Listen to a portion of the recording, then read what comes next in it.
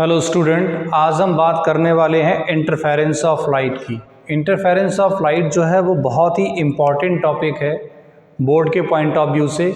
और ये जो इंटरफेरेंस ऑफ लाइट का जो टॉपिक है वो लॉन्ग क्वेश्चन कैटेगरी क्वेश्चंस में ज़्यादा पूछा जाता है। 5 मार्क्स यानी कि जो आपके 5 मार्क्स के क्वेश्चन आते हैं उसमें ये टॉपिक बहुत ज़्यादा पूछा जाता है, इसलिए ये वाला टॉपिक जो है वो बहुत इम्पॉर्टेंट टॉपिक माना गया है। और ये टॉपिक जो है आपका ऑप्टिक्स से बिलोंग करता है। तो इंटरफेरेंस ऑफ लाइट में अगर हम बात करें, ये लाइट का एक फिनोमिना होता है जो बेसिकली वेव नेचर को रिप्रेजेंट करता है। तो ये जो इंटरफेरेंस ऑफ लाइट है, interference of light basically phenomena मिलता हुआ है। ये साउंड में भी इंटरफेरेंस होता है, वाटर वेव्स में भी इंटरफेरेंस होता है, तो लाइट में भी इंटरफेरेंस होता है। लाइट की जो वेवलेंथ होती है वो बहुत ज़्यादा कम होती है, इसलिए इसका जो इंटरफेरेंस है वो इजीली विजिबल नहीं होता है। लेकिन अगर वाटर वेव्स की बात करें तो वाटर वेव्स में जो इंटरफेरेंस होता है वेवलेंथ बड़ी होती है, इसलिए वो हमें विजिबल होता है। जब दो वाटर वेव्स आपस में सुपर इम्पोज करती हैं और एक नई वेव बनाती तो उसका या तो एम्पलीट्यूड बहुत ज़्यादा होगा या एम्पलीट्यूड बहुत कम होगा। तो जब दो लाइट वेव, इसमें है थोड़ा क्लास 11th में भी हम जाएंगे, जब दो वेव आपस में सुपर इम्पोज करती हैं तो एक अलग नई वेव बनाती हैं और वो नई वेव जो है बेसिकली अपना कुछ पार्टिकुलर एम्पलीट्यूड कैरी ऑन करती है। अब उसका एम्पलीट्यूड मैक्सिमम कब होगा, मिनिमम कब होगा, इसी के अकॉर्डिंगली हमें आगे इंटेंसिटीज़ जो भी एनर्जी होती है उसकी इंटेंसिटी हमें ऑब्टेन्ड होती है। यहाँ सबसे पहले इंटरफेरेंस का जो टॉपिक है वो फटाफट हम देख लेते हैं। इंटरफेरेंस के टॉपिक में जो सबसे पहला क्वेश्चन पूछा जाता है आता है explain Young's double slit experiment. तो यंग्स डबल स्लिट एक्सपेरिमेंट क्या होता है इसको बहुत अच्छे से समझते हैं। यंग्स डबल स्लिट एक्सपेरिमेंट में बेसिकली एक मोनोक्रोमैटिक सोर्स ऑफ लाइट होता है और उस मोनोक्रोमैटिक सोर्स ऑफ लाइट को दो स्लिट से पास कराया जाता है। ये जो दो स्लिट होती हैं वो यहाँ पर बेसिकली कोहेरेंट सोर्स का काम करती हैं। जो दो स्लिट्स हैं वो यहाँ पर कोहेरेंट सोर्स का काम करेंगी। जैसे सपोज दैट एक स्लिट यहाँ पर A1 है और एक स्लिट यहाँ पर B है। A और B ये दो स्लिट हैं और ये दोनों स्लिट किसकी तरह काम करेंगे, ये दोनों स्लिट बेसिकली कोहेरेंट सोर्स की तरह काम करेंगे। तो जो कोहेरेंट सोर्स होते हैं वो क्या होते हैं, ऐसे दो लाइट के सोर्स जो ऐसी लाइट वेव्स को प्रोड्यूस करें जिनका वेवलेंथ सेम हो। वेवलेंथ जिनका सेम होगा उनको हम क्या बोलेंगे, कोहेरेंट सोर्स बोलेंगे। तो यहाँ पर जो स्लिट A और B है वो किसकी तरह वर्क करती है, कोहेरेंट सोर्सेस की तरह वर्क करती है। जब यहाँ से ये लाइट वेव यहाँ से आगे प्रोपोगेट होती है और B स्लिट से ये लाइट वेव आगे प्रोपोगेट होती है, तो यहाँ पर एग्जैक्टली आगे की तरफ अगर हम जाएं तो यहाँ पर हमें सुपर इम्पोजिशन की वजह से लाइट का नॉन यूनिफॉर्म डिस्ट्रीब्यूशन जो है वो ऑब्टेन्ड होता है। जो लाइट वेव A पॉइंट से निकलेगी और जो लाइट वेव B पॉइंट से निकलेगी वो दोनों यहाँ से स्लिट से स्क्रीन के बीच में सुपर इम्पोज करेंगे। ये देखिए यहाँ पर ये जो है सुपर इम्पोजिशन हो रहा है। अब सुपर इम्पोजिशन की वजह से स्क्रीन पर एक लाइट का नॉन यूनिफॉर्म डिस्ट्रीब्यूशन ऑब्टेन्ड होता है। अब नॉन यूनिफॉर्म डिस्ट्रीब्यूशन ऑब्टेन्ड क्यों होता है, अगर हम बात करें यहाँ पर नॉन यूनिफॉर्म डिस्ट्रीब्यूशन ऑब्टेन्ड क्यों होता है, तो लाइट का जो नेचर होता है वो होता है ट्रांसवर्स नेचर। अगर हम ये बात करें, अगर एक लाइट वेव है, सपोज लाइट वेव है, तो लाइट वेव की अगर हम बात करें तो लाइट वेव का नेचर ट्रांसवर्स नेचर होता है। तो लाइट वेव में क्या होगा, एक क्रस्ट होगा और एक क्या होगा, ट्रफ होगा। क्रस्ट की हम बात करें तो ये बेसिकली क्रस्ट होता है और ये क्या होता है, ट्रफ होता है। जब एक लाइट वेव का क्रस्ट दूसरी लाइट वेव के क्रस्ट से सुपर इम्पोज करता है, सपोज ये एक लाइट वेव है, ये लाइट वेव है, इसका एक इक्वेशन भी होता है displacement equation, that will be the y1 = a1 sin omega t।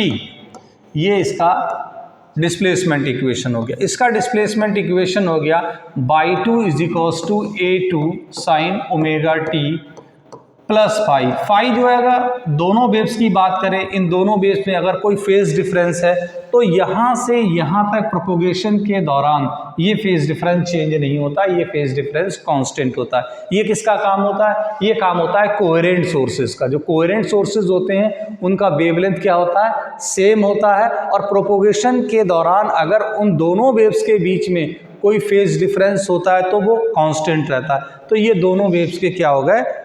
Displacement equations हो गया। तो ये क्रस्ट हो गया, ये ट्रफ हो गया। ऐसे ही इस वाली वेव का ये क्रस्ट हो गया और ये क्या हो गया? ट्रफ हो गया। अब आगे समझते हैं, जब एक वेव का क्रस्ट क्या होगा? दूसरी वेव के क्रस्ट से मैच करेगा। एक वेव का क्रस्ट जब दूसरी वेव के क्रस्ट से सुपर इम्पोज कर जाएगा तो होगा क्या यहाँ पर? तो जो लाइट की इंटेंसिटी है वो हमें मैक्सिमम ऑब्टेन्ड होगी। जैसे सपोज दैट ये जो सेंटर ऑफ द स्क्रीन है, सेंटर ऑफ स्क्रीन पे हमें जो लाइट की इंटेंसिटी है वो मैक्सिमम मिलेगी, ये मैक्सिमम इंटेंसिटी मिल रही है।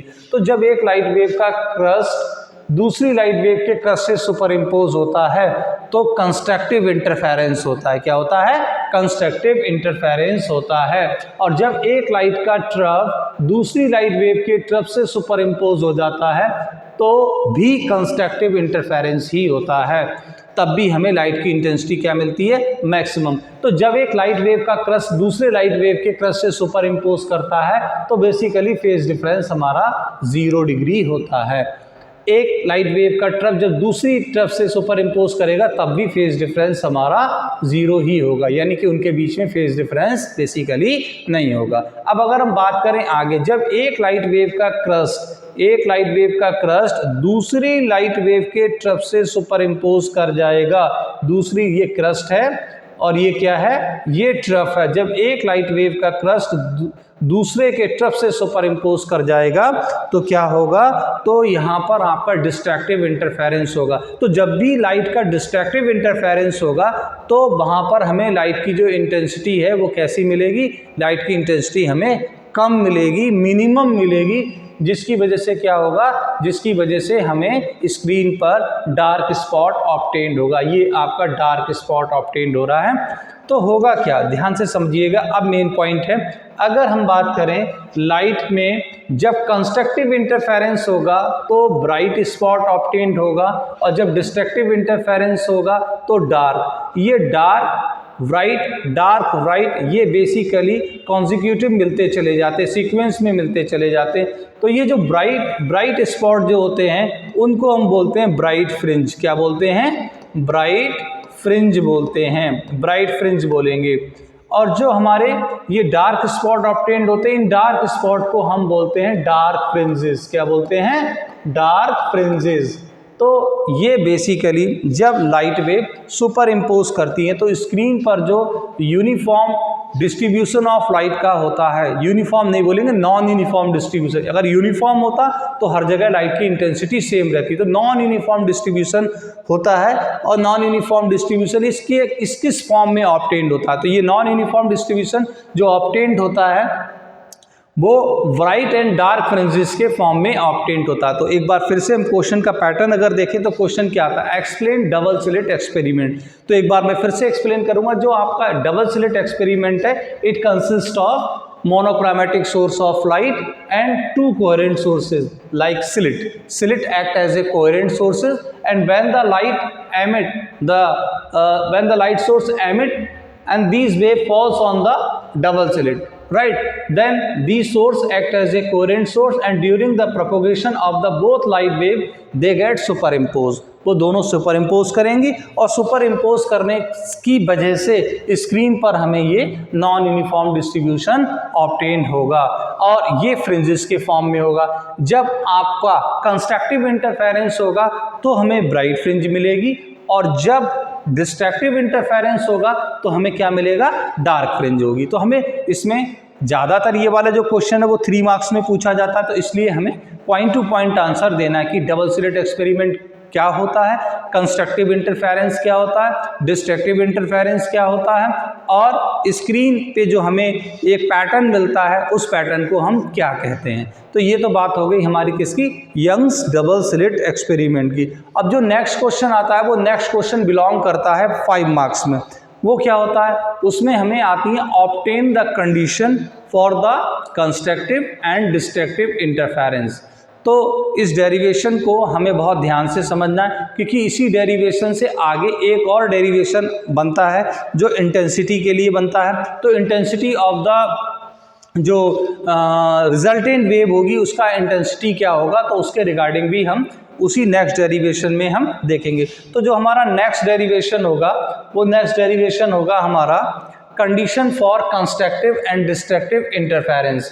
अगर हम बात करें कंडीशन की, तो कंडीशन के लिए हम क्या करते हैं, इसके लिए हम दोनों लाइट वेव के डिस्प्लेसमेंट इक्वेशन आपको पता होने चाहिए।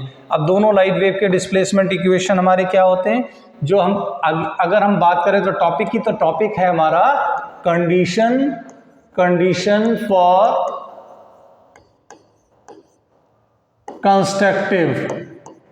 Constructive interference, condition for constructive interference, ये हमारा टॉपिक है। Condition for constructive interference and destructive interference,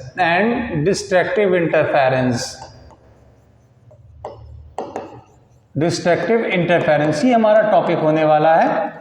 तो ये टॉपिक जो है वो बहुत ज़्यादा इम्पॉर्टेंट है। ये जो टॉपिक है वो बहुत ज़्यादा इम्पॉर्टेंट है, ये हमेशा लॉन्ग क्वेश्चन में आता है।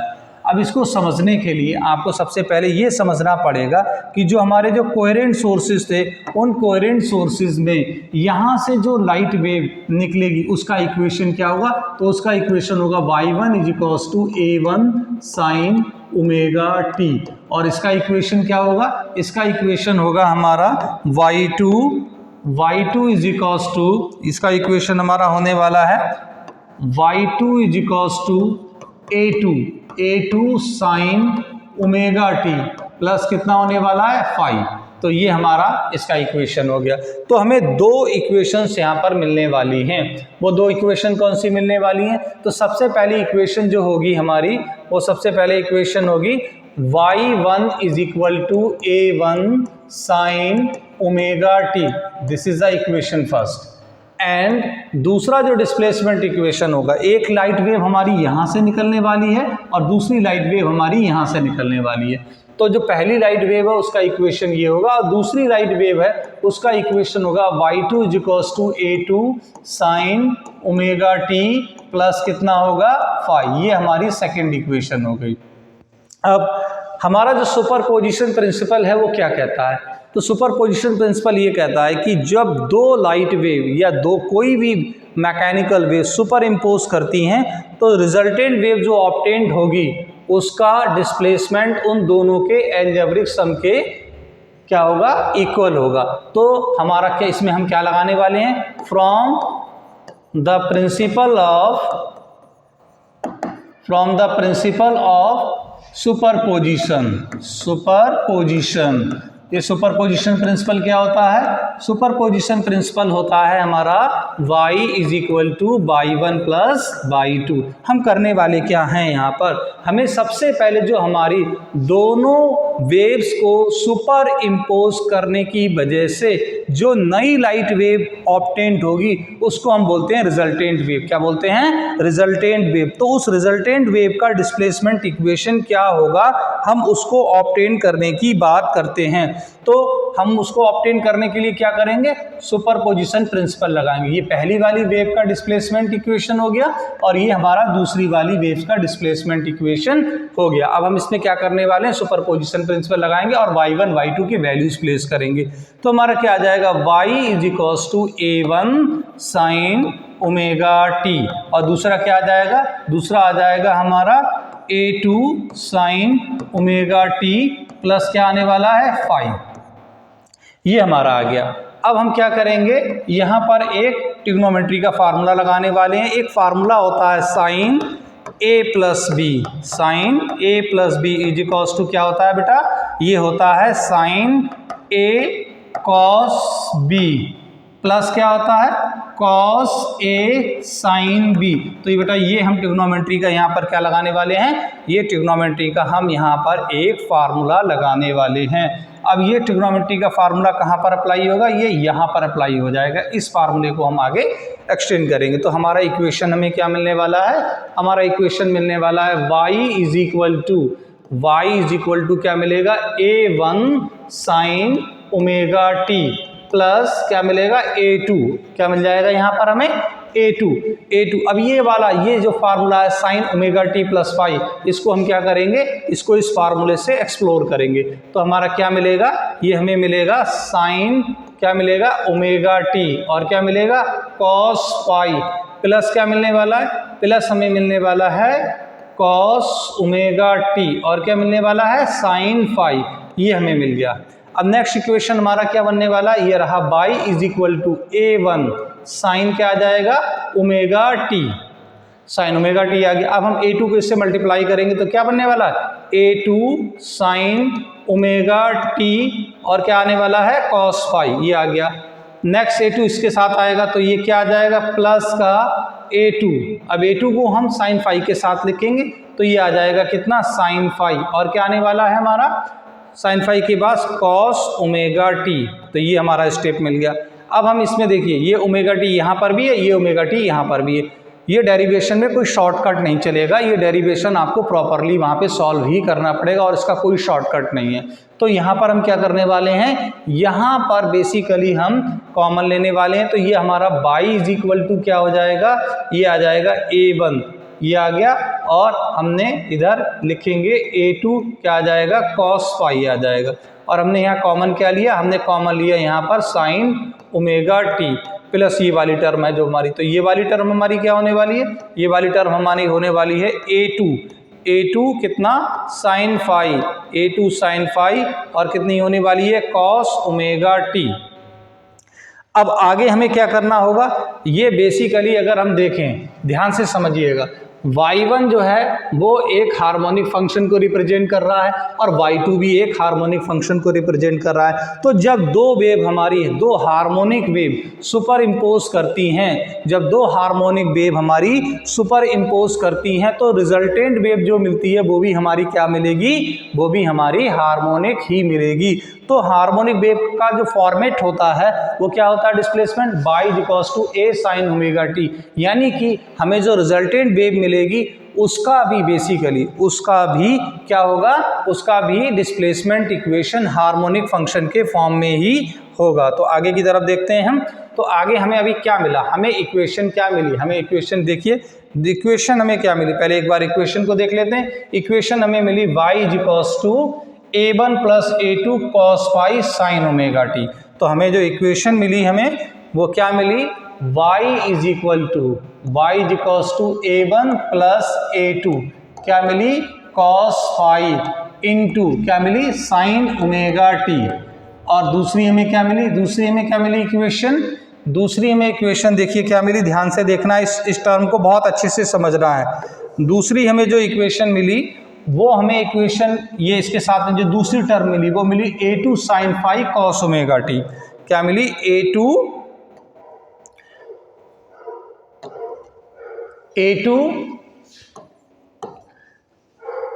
Sign phi cos omega t, ये मिला। अब हम इसमें क्या करने वाले, यहाँ पर हम थोड़ा अजम्पशन लेंगे, assumption in the sense term को रिप्लेस करेंगे। ये वाली जो टर्म है, ये वाली बेसिकली जो टर्म है उसको हम रिप्रेजेंट करेंगे किससे, where a1 plus a2 cos phi को हम किससे रिप्रेजेंट करने वाले हैं, हम रिप्रेजेंट करने वाले हैं a कॉस थीटा से। और जो दूसरा है, दूसरा टर्म है एंड, दूसरा टर्म हमारा क्या है a2 sine phi, a2 sine phi को हम किससे रिप्रेजेंट करने वाले हैं, a साइन थीटा से। ये दोनों इक्वेशन हम यहाँ पर यूज करेंगे। तो क्या आ जाएगा, दैट इज हमारा आ जाएगा y is equal to a आ जाएगा कितना कॉस थीटा और ये कितना आ जाएगा साइन ओमेगा टी प्लस कितना आ जाएगा, प्लस आ जाएगा a साइन थीटा और कितना आ जाएगा कॉस ओमेगा टी तो बेसिकली यहाँ से हम इसको अगर कॉमन करें तो इसको हम अरेंज कर सकते हैं, इसको हम अरेंज करेंगे, ये आ जाएगा sign omega T cos theta plus कितना आने वाला है बेटा, प्लस आने वाला है हमारा cos omega t sine theta. तो ये फिर से फार्मूला बन जाएगा जो अभी मैंने प्रीवियसली एक्सप्लेन किया था। क्या एक्सप्लेन किया था, जरा ध्यान से देखिएगा। हमने एक्सप्लेन किया था यहाँ पर साइन क्या एक्सप्लेन किया था, a plus B is equal to क्या, sine a cos B plus cos a क्या जाएगा, साइन b। ये फार्मूला यहाँ पर लगने वाला है। तो ये एग्जैक्टली यहाँ पर क्या बन जाएगा, ये बन जाएगा बाई इज इक्वल टू ये आ जाएगा a साइन क्या ओमेगा टी प्लस थीटा। ये देखिए ये आ गया डिस्प्लेसमेंट इक्वेशन। डिस्प्लेसमेंट इक्वेशन किसका आया, ये डिस्प्लेसमेंट इक्वेशन आया किसका, रिजल्टेंट वेव का। तो ये डिस्प्लेसमेंट इक्वेशन से हमें यहाँ से क्या पता चल रहा है, इस डिस्प्लेसमेंट इक्वेशन से हमें ये पता चल रहा है कि जो रिजल्टेंट वेव मिलेगी वो भी कैसी मिलेगी, हार्मोनिक ही मिलेगी। अब यहाँ से कंडीशन की जब हम बात करेंगे तो कंडीशन के लिए देखिए, जब किसी भी वेव का एम्पलीट्यूड मैक्सिमम होता है तो उसकी इंटेंसिटी भी मैक्सिमम होती है, और इंटेंसिटी मैक्सिमम होगी तो वहाँ पर कंस्ट्रक्टिव इंटरफेरेंस होगा। और जब किसी भी वेव का, ध्यान से सुनना ये वाला पॉइंट, जब किसी भी वेव का एम्पलीट्यूड ज़्यादा होगा तो उसकी इंटेंसिटी ज़्यादा होगी, और इंटेंसिटी ज़्यादा होगी तो यहाँ पर जो रिजल्टेंट वेव की इंटेंसिटी ज़्यादा हो जाएगी तो कंस्ट्रक्टिव इंटरफेरेंस मिलेगा। और जब इंटेंसिटी मिनिमम हो जाएगी तो क्या मिलेगा, तो हमें मिलेगा डिस्ट्रक्टिव इंटरफेरेंस। तो उसी के लिए हम कंडीशन के लिए आगे की तरफ बढ़ रहे हैं। अब हम अगर इस इक्वेशन को इक्वेशन फर्स्ट मान लें, that is the equation first and that is the equation second, तो क्या होगा, इक्वेशन फर्स्ट और इक्वेशन सेकंड को स्क्वायर कर दें। Squaring equation first and equation second, दोनों को स्क्वायरिंग करें, ठीक है, एंड एडिंग, और हम इनको ऐड भी करेंगे।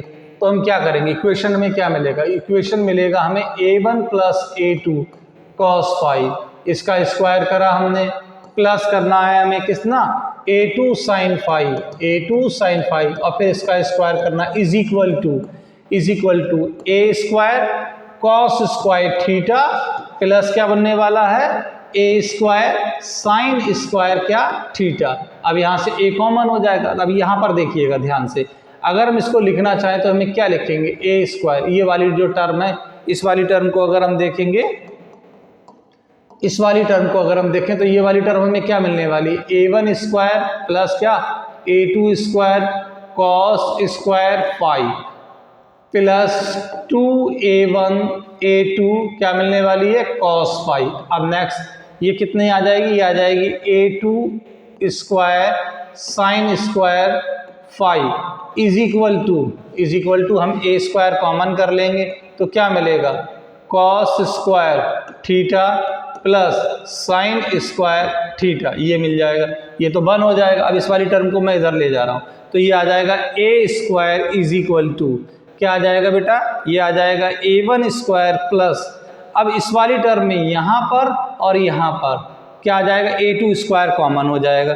a2 स्क्वायर कॉमन हो जाएगा तो क्या मिलेगा, कॉस स्क्वायर फाई प्लस क्या मिलने वाला है, साइन स्क्वायर फाई, और क्या मिलने वाला है, ये वाला कंप्लीट हो गया। अब इस वाली टर्म की बात करते हैं, प्लस कितना आ जाएगा 2a1 a2, और ये कितना आ जाएगा कॉस फाई, इजंट इट। तो ये cos square phi plus sine square phi क्या होने जाना है, 1 हो जाएगा। तो that is a square is equal to हमें क्या मिलेगा, a1 square plus a2 square plus कितना मिलने वाला है, 2a1 a2 cos फाई। ये हमें क्या मिला, ये हमें मिला बेसिकली रिजल्टेंट वेव का एम्पलीट्यूड। अगर हम इस रिजल्टेंट वेव के एम्पलीट्यूड की बात करें तो ये आ जाएगा basically a is equal to under root कितना, a1 square plus a2 square plus 2a1 a2 cos phi. ये हमें मिल गया, ये रिजल्टेंट एम्पलीट्यूड मिल गया रिजल्टेंट वेव का। तो जो हमें नई वेव मिलेगी जब दो वेव सुपर इम्पोज करेंगे, जैसे फॉर एग्जांपल एक वेव ये है और दूसरी वेव ये है, ये सुपर इम्पोज करके एक नई वेव मिली, ये नई वेव मिल गई, तो ये नई वेव का जो एम्पलीट्यूड होगा दैट विल बी ए, ये ए होगा।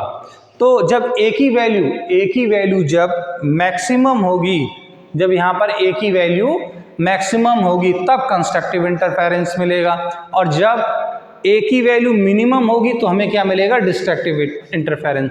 अभी ये जो हमें रिजल्ट मिला basically this is the amplitude of the resultant wave. अब हमें कंडीशन की बात करनी है कि कब हमें कंस्ट्रक्टिव इंटरफेरेंस मिलेगा और कब हमें डिस्ट्रक्टिव इंटरफेरेंस मिलेगा, तो इसकी बात कर लेते हैं। अब हम बात कर रहे हैं for condition constructive and destructive के लिए, तो हम बात करने जा रहे हैं कंडीशन फॉर। अगर हम बात करें नंबर फर्स्ट हमें निकालना है कंडीशन फॉर कंस्ट्रक्टिव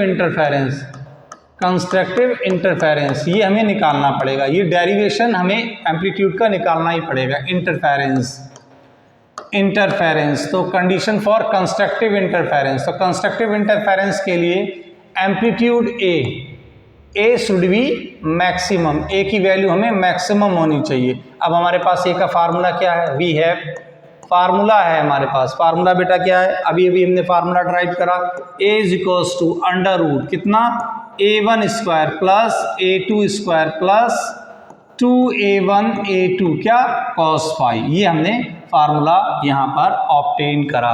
अब ए मैक्सिमम कब होगा, ए मैक्सिमम होगा कब, व्हेन, जब cos फाई की वैल्यू कितनी होने वाली है, +1, cos फाई की वैल्यू कितनी होगी, +1, तो +1 होगी तो क्या आ जाएगा, कंस्ट्रक्टिव इंटरफेरेंस आ जाएगा। अब यहाँ पर ये देखना है जो cos फाई है, cos फाई की वैल्यू +1 कहाँ पर होगी, +1, तो cos फाई की वैल्यू +1 किस पे होगी, cos 0 पर होगी, कितने पे होने वाली है, cos 0 पर, cos 0 पर होगी। उसके बाद कब होगी, उसके बाद कब होगी, cos 0 के बाद अगर हम देखें cos 0 के बाद cos 90 तो क्या हो जाएगा, यहाँ पर cos 0 तो 1 हो जाएगा, cos 90 क्या हो जाता है, 0, cos 180 डिग्री कितना हो जाता है, -1। तो अगर हम और आगे अगर हम देखें तो हमें मिलेगा cos 2 पाई, कितना मिलेगा, cos 2 पाई मिल जाएगा। तो इस तरीके से हमें एक सीरीज मिल जाएगा। तो फाई का वैल्यू कितना आ जाएगा, यहाँ पर फाई का वैल्यू बेसिकली अगर हम फाई का वैल्यू यहाँ पर बनाएं तो कितना आने वाला, फाई का वैल्यू आने वाला 2n पाई, कितना आने वाला, 2n पाई। अब 11th में हमने फेज डिफरेंस और पार्ट डिफरेंस में एक फार्मूला पढ़ा होगा, वो क्या होता है, वो होता है फाई इज इक्वल्स टू क्या होता है, 2 pi upon lambda into x. X क्या है, एक्स दोनों के बीच में क्या है, पाथ डिफरेंस है, एक्स क्या है, पाथ डिफरेंस। जरा पाथ डिफरेंस को समझते हैं, एक स्लिट हमारा ये था, दूसरा स्लिट हमारा ये था, ये सेंटर ऑफ द स्क्रीन है, ये स्क्रीन हो गई यहाँ पर। अब यहाँ से एक लाइट वेव इस जगह पे चली, यहाँ चली, ये गई, ये लाइट वेव यहाँ पर मिली, दूसरी लाइट वेव ने ये पाथ फॉलो करा और ये लाइट वेव इस पाथ को फॉलो करती हुई इस जगह पर पहुंची। क्या इनके पाथ दोनों के सेम है, नहीं, पाथ अलग अलग है, पाथ लेंथ भी अलग अलग दिखाई दे रही। तो ये बेसिकली यहाँ से यहाँ तक ये क्या कहलाता है, ये कहलाता है पाथ डिफरेंस। तो फेज डिफरेंस होगा y1 is equals to, equation था a साइन कितना, ओमेगा टी, और यहाँ कितना था, y2 is equals to a2 sine omega t plus five. जब फेज डिफरेंस होगा तो क्या होगा, पार्ट डिफरेंस भी होगा। तो इसकी वैल्यू अगर हम यहाँ पर रखेंगे तो हमें क्या मिलेगा, that is 2 pi upon lambda into क्या मिलेगा, x इज इक्वल टू क्या मिलने वाला है, 2n पाई, क्या मिलने वाला है, 2n पाई। अब यहाँ से देखेंगे हम क्या रहा, पाई से पाई कैंसिल आउट हो जाएगा, 2 से 2 कैंसिल आउट हो जाएगा, तो x इज इक्वल टू में क्या मिलेगा, n लैम्डा। अब बेसिकली n लैम्डा मिला। अब n की वैल्यू सबसे जो बीच में हमें बेसिकली अगर हम देखें, सबसे पहले पेज पर जाएं हम, तो जो बीच में हमें बिल्कुल सेंटर पे हमें जो ब्राइट फ्रिंज मिलेगी, एकदम सेंटर पे जो ब्राइट फ्रिंज मिल रही है, उस सेंटर पे ब्राइट फ्रिंज के लिए जो n की वैल्यू होने वाली है वो क्या होने वाली है, 0 होने वाली है, उसके बाद स्टार्ट होगी। तो अगर हम बात करें यहाँ पर, यहाँ पर अगर हम देखें इस जगह पर यहाँ पर तो n की वैल्यू कहाँ से स्टार्ट होने वाली 0, 1, 2, 3 एंड सो ऑन, ये n के वैल्यूज होने वाले। तो ये क्या कहलाएगा बेटा, ये कहलाएगा कंडीशन फॉर, ये दिस इज अ कंडीशन, ये कंडीशन के लिए डेरिवेशन हो गया। ये क्या कहलाएगा, कंडीशन। कंडीशन किसके लिए, कंडीशन फॉर कंस्ट्रक्टिव इंटरफेरेंस। क्या कहलाएगा, कंस्ट्रक्टिव इंटरफेरेंस। अब अगर हम डिस्ट्रक्टिव इंटरफेरेंस की बात करें तो डिस्ट्रक्टिव इंटरफेरेंस में क्या होगा, डिस्ट्रक्टिव इंटरफेरेंस में अगर हम देखें तो डिस्ट्रक्टिव इंटरफेरेंस में हमारे पास पहले तो हम कंडीशन की बात कर लेते हैं। हम पढ़ने वाले हैं क्या, कंडीशन। किसके लिए, condition for destructive interference. Destructive interference की वजह से ही तो डार्क फ्रिंज मिलती है, तो condition for destructive interference. Amplitude हमारा क्या था, एम्पलीट्यूड था हमारा a1 स्क्वायर प्लस कितना था, a2 स्क्वायर प्लस कितना था, 2a1 a2 क्या था, cos फाई, ये था। अब अगर हम कंस्ट्रक्टिव इंटरफेरेंस में देखें तो cos फाई की वैल्यू +1 थी। For destructive interference, destructive interference में a की वैल्यू होनी चाहिए मिनिमम। a की वैल्यू मिनिमम कब होगी, a की वैल्यू मिनिमम, कोसाइन का मिनिमम वैल्यू कितना होता है, कोसाइन का मिनिमम वैल्यू होता है -1। तो यहाँ पर a मिनिमम कब होगा, जब cos फाई की वैल्यू कितनी होने वाली है, -1। अब cos फाई की वैल्यू -1 कब होगी, ये हमें आइडेंटिफाई करना। तो सबसे पहले cos फाई की वैल्यू cos पाई पर ही होती है, कितना, -1 होती कि नहीं। फिर कितने पे होती है, बोलिए, cos 2 पाई पर तो होगी नहीं, तो cos 2 पाई पर नहीं होगी तो कितने पर होगी, cos 3 पाई पर हो जाएगी। तो हमें क्या सीरीज मिलेगी, तो फाई की हमें मिलेगा, हमें क्या मिलेगा, pi plus 3 pi plus 5 pi and so on, ये मिलेगा। तो सीरीज हमारी क्या बनने वाली है, यहाँ पर सीरीज हमारी बनने वाली है 2n-1 और क्या बनेगा, पाई बन जाएगा। अब देखिए, अब फिर से फाई का वैल्यू कितना होने वाला है, फाई इक्वल्स टू होने वाला है 2 पाई अपॉन लैम्डा इंटू कितना होने वाला है, x। ये फेज डिफरेंस और पार्ट डिफरेंस के बीच में क्या था, रिलेशन था। तो मेरे बच्चों यहाँ पर जब हम दोनों इक्वेशन को इक्वेट करेंगे तो क्या मिलेगा, that is 2 pi upon lambda into x is equal to क्या मिलेगा, 2n-1 इंटू कितना मिलेगा, पाई, राइट। पाई से पाई क्या होने वाला है, कैंसिल होने वाला है। तो x की वैल्यू क्या मिलेगी, 2n-1 और क्या मिलने वाला है, लैम्डा अपॉन 2। ये हमें क्या मिला, बेसिकली ये हमें मिला डिस्ट्रक्टिव इंटरफेरेंस के लिए condition. This is a condition. Condition किसके लिए, कंडीशन फॉर डिस्ट्रक्टिव इंटरफेरेंस। ये डेरिवेशन क्योंकि लंबा है इसलिए ये हमेशा डेरिवेशन किस में आता है, लॉन्ग क्वेश्चन में। तो डियर स्टूडेंट, अभी मैं क्या करूँगा, इसका एक पार्ट अभी और बनाऊंगा और उस पार्ट में ये पूरा टॉपिक जो है इंटरफेरेंस कंप्लीट हो जाएगा। तो इसमें हमने 2 टॉपिक, बेसिकली देखा जाए तो 3 टॉपिक पढ़ लिए। पहले हमने क्या पढ़ा, यंग्स डबल स्लिट एक्सपेरिमेंट पढ़ा। दूसरा हमने क्या पढ़ा, दूसरा हमने पढ़ा derivation for the resultant amplitude के बारे में हमने डेरिवेशन पढ़ा और वहीं से हमने क्या पढ़ा, कंडीशन पढ़ी, किसके लिए, कंस्ट्रक्टिव इंटरफेरेंस के लिए और डिस्ट्रक्टिव इंटरफेरेंस के लिए। होप सो आपको समझ में आया होगा। अगर कोई प्रॉब्लम आ रही तो आप कमेंट बॉक्स में ज़रूर मेंशन करें और अगर ये वीडियोज़ आपको समझ में आ रहा है तो सब्सक्राइब करें और लाइक करें। Thank you so much.